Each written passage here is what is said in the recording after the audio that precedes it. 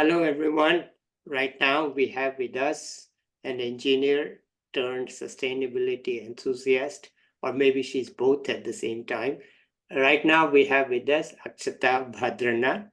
Let's listen to her. She will tell us what she's doing and how she's doing it. Let's listen to her. Over to you, Akshata. Thank you so much, Subodh sir. I feel this is a great opportunity for me to talk a lot, which I love, which you'll figure out in the due course that how much she talks, my God. Okay. I would like to narrate this entire thing as bits and pieces of stories because I strongly believe that stories have a larger impact and they help me connect to people, and I'm sure people connect to me better when I leverage the stories there is. Like Subodh sir said, I'm an engineer. I'm a biotech engineer who's been born and brought up in Bangalore. Is a thorough Bangalore city girl who loves her city so much and has boasted all her life that she's from Bangalore, she lives here, and all the things about the green city, the garden city, the silicon city, and all of that. Um, Post my engineering, I did a stint as a software engineer and figured out, hey, that's not for me. I'm totally not going to do that. And then started my sales and marketing journey for about 8 years. And there I have mostly worked with startups. I love the hustle and bustle of startups because what you do, you can see the impact of it right in front of you as compared to a larger company where you'll be doing a tiny bit of a job which gets implemented in another country and you don't know what is really going on. Post that, I got married and moved to Jakarta, Indonesia. I lived there for about a year.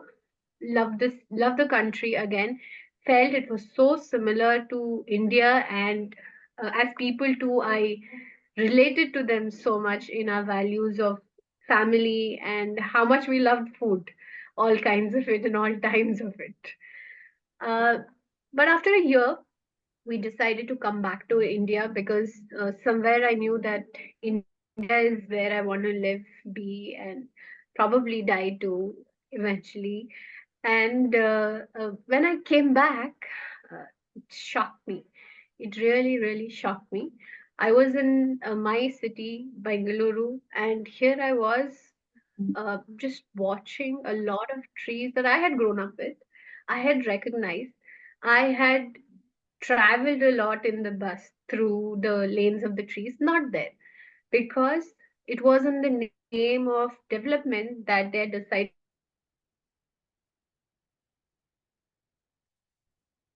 cut down the trees.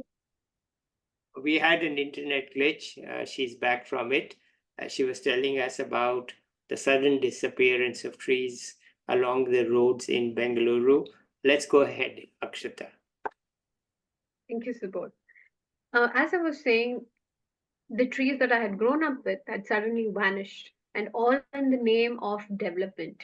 That was There was a flyover in a place that I did not think we need. I still don't think we need it, which is there. And there was also another incident wherein there were piles of garbage on the road, and there were two uncles, the uncles of our India, right, who were fighting with each other, saying, "This is your garbage and this is your garbage." So this fight was going on for about 30-40 minutes, but nobody was trying to do anything about it. They didn't want to clean up and they wanted the other person, they just wanted to blame each other about it. And at the same time, there was one particular video that I remember very, very distinctively. It was, I think, the beginning of the reels and Instagram and all of that. And there was this very shrill crying of a turtle because a small piece of straw was stuck in its nose. And that hit me really hard.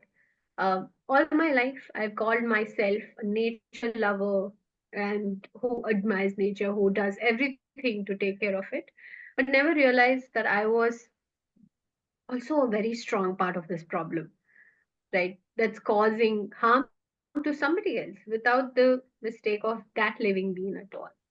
Um, that hit me really hard and took me on a journey of self questioning and self discovery.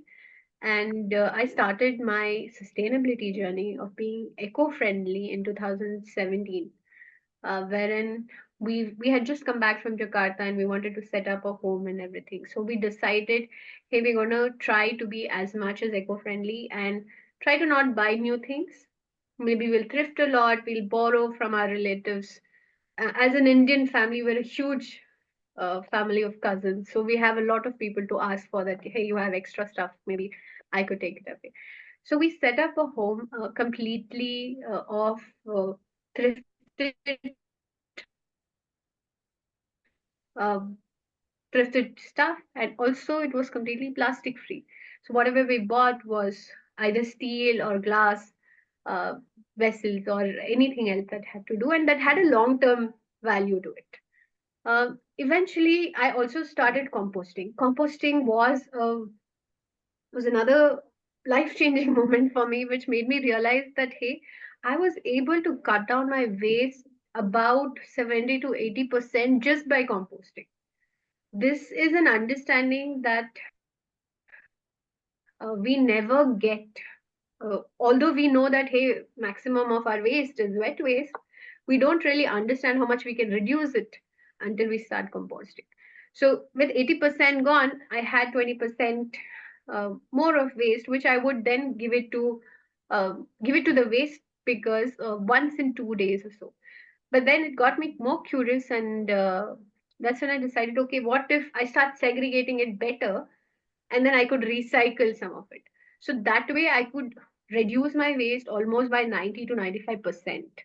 And that was an aha moment for me, where I realized that as an individual, I had a lot that I could influence in terms of change within my own home and outside uh, around me in the community, because there were a lot of people who were watching me also very closely as to why she's doing this and what has gotten into her all of a sudden. And I also saw very subtle behavioral changes in the people around me. That made me think more and wonder that hey, are there more people who want to change, who want to do good for the environment, but maybe they don't know how they can play a role. So I, along with my partner Rahul, decided that we're going to buy a bunch of bamboo toothbrushes. We'll just start with a very small habit change that maybe we can do. And we went to a very random event. It was not a eco-friendly, sustainable event at all. It was an event which was focused on shopping. So we put up a stall there. We had about 100 brushes, toothbrushes with us. And at that time, if this was in 2017 again, so if you were looking for a bamboo toothbrush, it was somewhere costing between 320 to 350 rupees. But through our research and everything, we were able to find sources that was giving us the brush somewhere between 50 to 100. So we thought, okay, let's see if this product works, if there are more people who want to change. So we set up the stall right next to us. I always tell this that uh, there was a jewelry selling vendor who was giving a plastic for every smallest thing that was bought at his stall. And right beside him was us, who was trying to convince everybody that hey, let's go eco-friendly and let's just start with one product. And I remember that guy telling us too that hey, what are you trying to do? All the best. I'm sure there will be some learnings that you'll take, success or not, I don't know, sir. But we were sold out in about an hour. Like there were people who would come, who would listen to us talk about how this one particular change uh, could start their journey into sustainability. Because a regular plastic brush, when thrown away, takes about 400 years to decompose. Whereas a bamboo toothbrush, which is not completely plastic free, because bristles are still made of plastic, because our gums need that softness to be there. But they wanted to do this change. So they would purchase certain brushes, then go get their friends and family or call them and say, yes, there's somebody like this who's doing this. do you want me to buy you a brush, or will you come down and look at how the product is and then buy it? That selling out sort of gave us a lot of strength, and also understanding that hey, there is a need in the market. People are interested. Actually, as Indians, we have always lived eco-friendly until the consumerism and the capitalism hit us really hard in the name of development again. And we started consuming a lot more than we needed. Otherwise, like a lot of, I think millennials and Gen Zs keep complaining that their mothers keep the ice cream dabbas and have peace in it or something else, right? We Indians are that way. I still remember my grandmother who would collect all these milk packets and then later on give it to somebody else, or they would go to a specific place and vend out milk. So there was no plastic too that was coming along.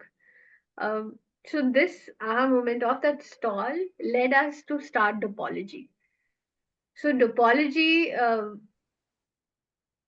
was a small business that I started in 2018 with my partner Rahul, and we started reselling actually, eco-friendly alternatives to a lot of products that are available, Mm. from bamboo toothbrush to loofahs to newspaper pencils, and even small envelopes that are made from recycled paper, etc. As we we went to more events, as we met more customers, we understood that there was more that the customers were wanting, but there was also a budget zone, right? So I want to be eco-friendly, and my understanding is if I want to be eco-friendly, I either have to be rich, or I have to have a lot of time, or I have to be both. But we wanted to break that, and with Dopology, we also started manufacturing a lot of products. We set up a newspaper manufacturing unit in Dharwad with an intent that we will be able to control the prices and reduce it even more, and be able to reach a lot more people with these products. We also did about, we sold about 1.5 lakh of newspaper pencils, and we also did about 80,000 plus prints in seed paper.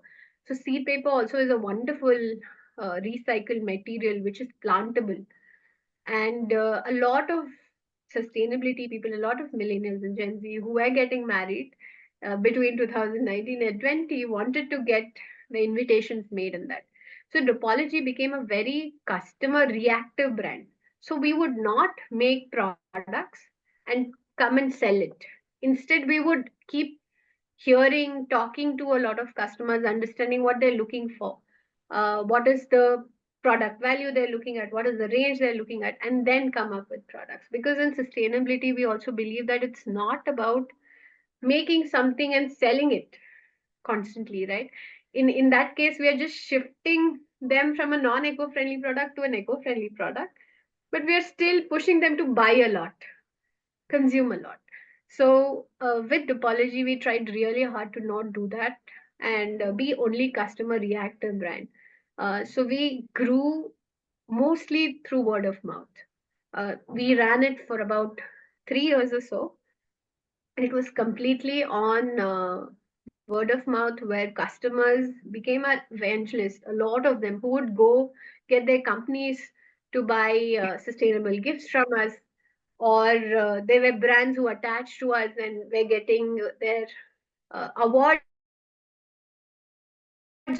made from recycled Tetra Packs that we were making. But I think it was in 2023. Yeah, it was just last year. No, it was in 2022, after the COVID hit. During the COVID, we had to shut down our newspaper pencil manufacturing unit. Because of course, all the schools shifted to digital, and also there was a lot of worry about what's going to happen. We also lost a lot of our loved ones, and it also shook us to the core as to what we are trying to do. But as people in sustainability, I think we also took a hit because people took 100 steps back Yeah. after COVID, saying, hey, we have only one life. We cannot think about planet. I want to think about myself. and my family, and that's that.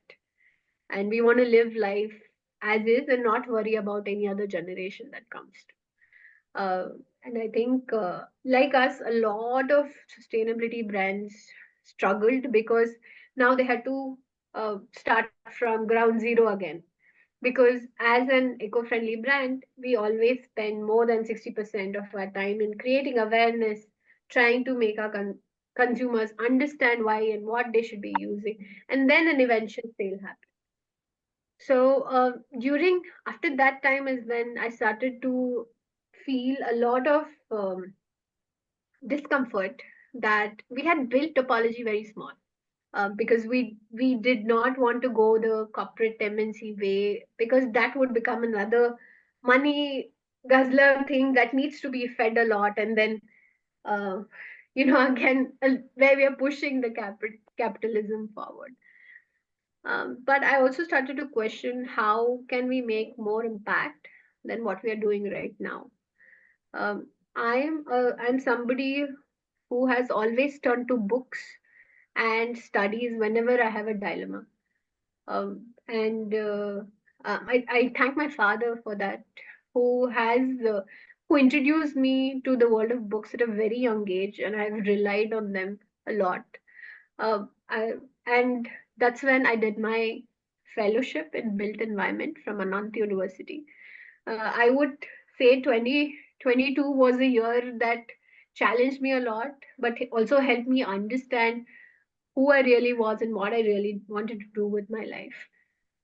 Because when I got accepted for Anant Fellowship, I also got to know that I was pregnant with my little one. So I did my fellowship and also had the baby at the same time.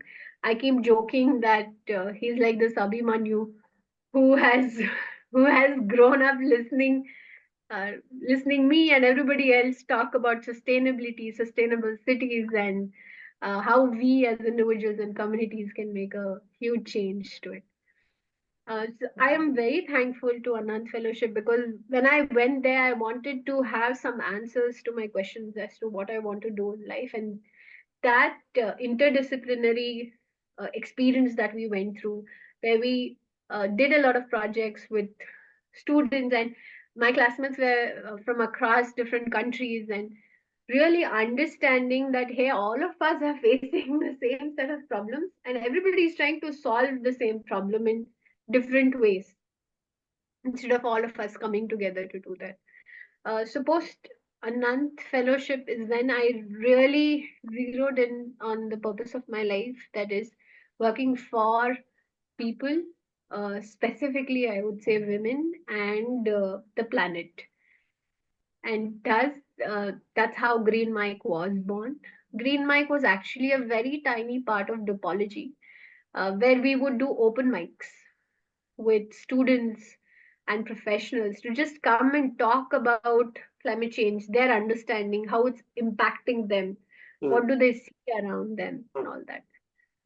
So, extrapolating that, I made we sort of closed down Dopology and started Green Mic with a hope that we can create more Dopologies and do a lot more interesting and impactful projects that would enable and empower others to do their bit. So in 2023 is when I started Green Mic, and the last 1 year has been amazing, very stressful, and at the same time very very satisfying. Okay. Knowing that when we do something with passion, and when we really do want to do good uh, for anybody or for the planet, things do work out for you eventually. So tell us a So bit more about Green Mic. I don't understand it. sure. I think when I started Green Mic too, I wanted to build it in such a way that it is difficult to understand but easy to associate with. So Green Mic was built to become like a voice to the people and planet, and to build a bridge between the social and the environmental causes that are there. Because every time when we look at a cause, we look at a very single minded thing. Okay, this is a social problem, I will look at it. This is an environmental problem, and I will look at it and see how I can solve it. But if you really look at it, both of them will be connected in one way or another, Mm-hmm. and there'll always be opportunities for both. So with GreenMic is actually a socio-environmental agency that works to create very innovative and interactive climate action projects. So through our experience, we understood that advocacy cannot be that you go and tell, "Hey, we have climate change is happening. You have to do this, this, this." Never works. People say, "No, thank you. I have better things to do." Mm-hmm. So instead, we thought we will flip this narrative and say, "Hey, we have created a creative project. Come, like, interact with us. Let's have fun with it." And that sort of enables them to really understand sustainability and how they'll play a role in it. For example, we have done multiple projects. Maybe I'll talk about that and then come back to. Yeah, I Uh, think good idea. so under GreenMic, there are multiple projects we do. Um there is Project Aneka, wherein we work with NGOs and individuals to empower them to build eco-friendly businesses.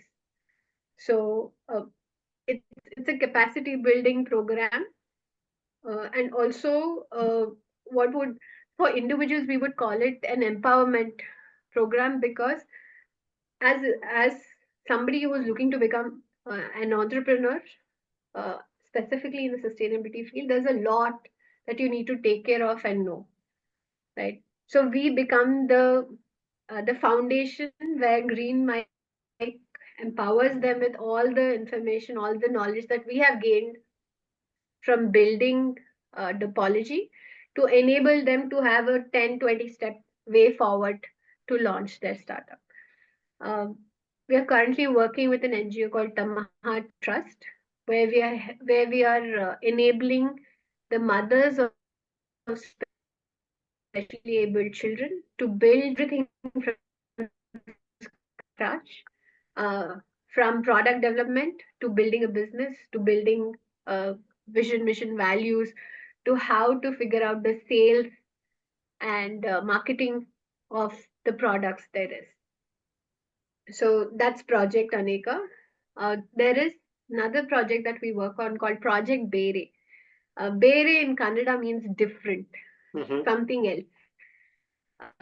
So with there was a time when any company, any individual, when they talk about being eco-friendly or doing anything eco-friendly, they would say, "Hey, I would plant trees."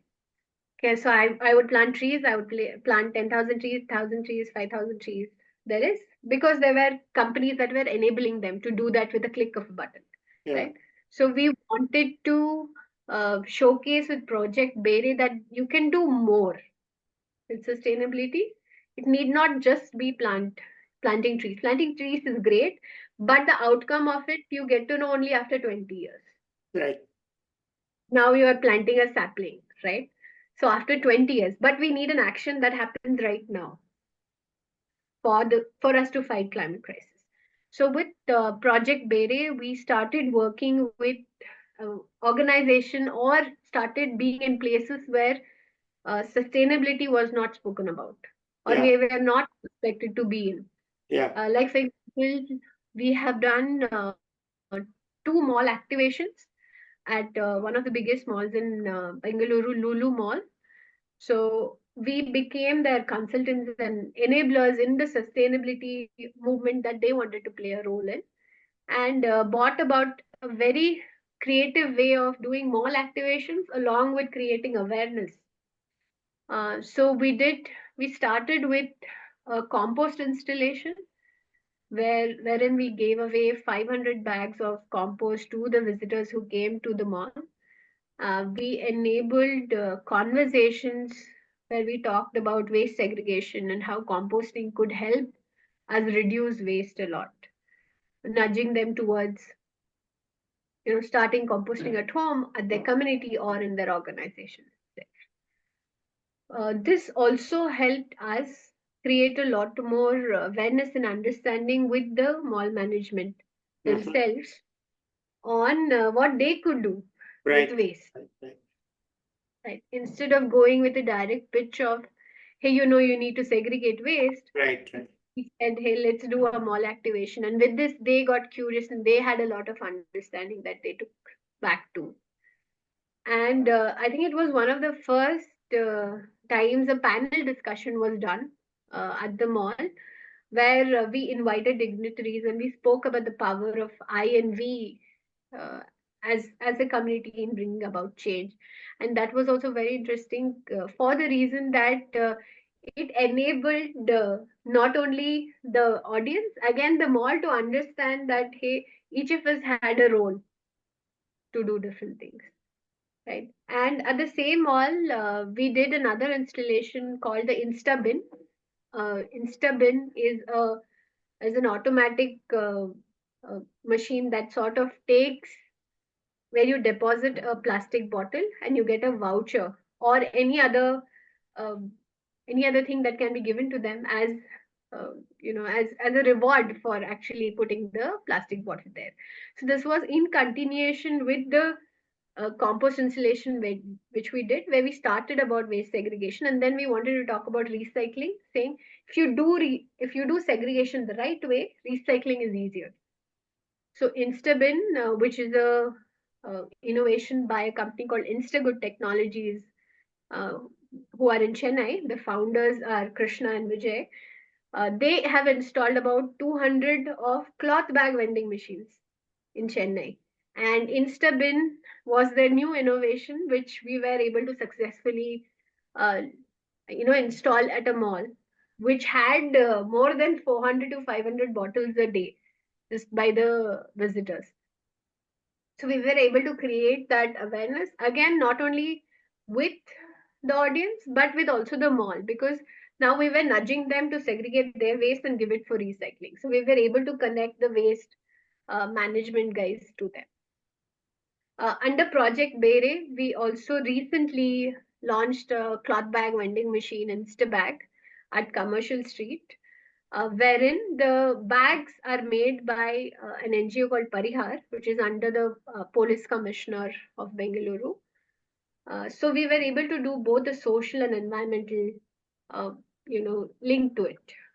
So in terms of social, because the bags are made by them, the women from the Parihar NGO earn from it, and the environmental is that it sort of promotes lesser usage of plastic bags in itself. So with Project Bere, we try to nudge everybody towards doing Okay, doing good. some Let me doing just some put other. you on pause for a second, okay? I have to take the call. Okay, I'm back from my pause. I had to attend to household emergency. Such things happen in life. Let's go ahead, Akshata. Sure, Subodh. So we were talking about the GreenMic's Project Bere, where we sort of try to nudge organizations, individuals into trying different projects that they can do for sustainability, which has both social and environmental impact to it. So under Project Bere, we have done a Insta bin Yeah, installation, which is a plastic bottle collection for the yeah, Lulu Mall, and also done a wall of fame where we sort of showcased Bangalore with the thought that the visitors of the mall who are walking through, reading their stories will get inspired to do their bit.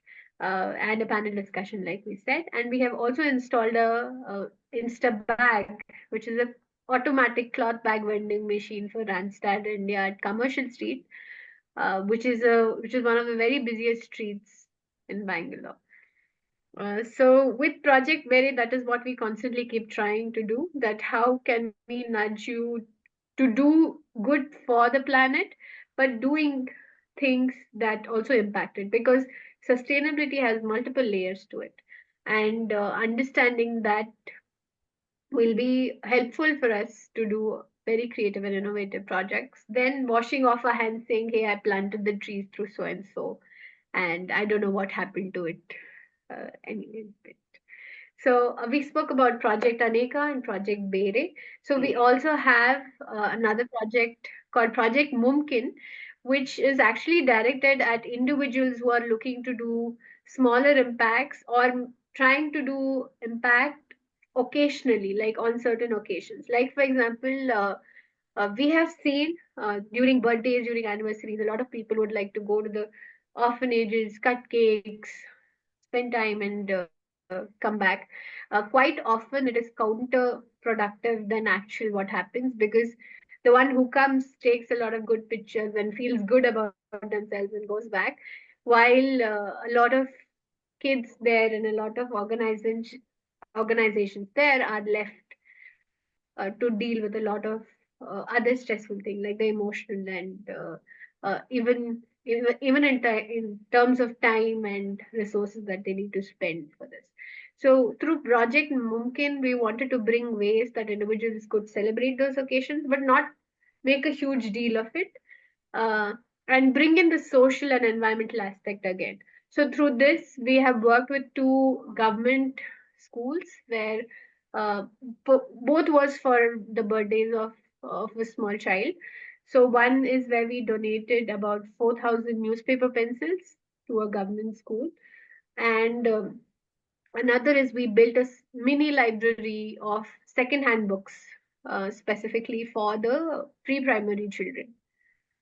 So this way we were able to open up channels to for the parents and the families to come interact with them, but in a way that there is no photo ops at all, but in a way there is both social and environmental. Environmental because we only give eco-friendly stationery or look at tree-loved stuff to be stocked at these schools, and social because they also gain something from it long term, then just have a piece of cake or that particular thing at that moment. The libraries or the stationery are used throughout the academic years. So these three projects is what we currently work with. We are also working on some more projects, but maybe I'll talk about it when it comes to fruition, because we strongly, as a company, believe that uh, we do work silently, and when it actually showcase some impact, we share that out with a hope that somebody else would copy us, and maybe maybe we'll have a multiple impact through them because they Right, copied us we right, do in this project. right. Okay, wonderful. I'm really happy to hear of these things. It's a great pleasure to see that you are doing it. All right, let's continue. Uh, Thank you so much, support. So now that I've spoken about what we do at GreenMic, there is one very key aspect that we sort of uphold at GreenMic is to constantly work with students. So we don't go to lecture them. We find ways to get them involved in our projects. Like for example, a lot of our project executions are done through paid interns who come to us, and they are not people who might be interested in sustainability, but are only probably looking to do some job or earn a little bit. But we have always had them leave back with a lot more questions, wherein they're asking why are we behaving the way we are behaving as humans? Why are we not doing more when we know that this is a problem? And why are people not changing? So we also had an intern, um, who I absolutely adore, and he had this design ideas post volunteering with us, where he was saying, "Why can't we create a specific product this way?" And I think that's something that he's exploring, and we're very happy about it.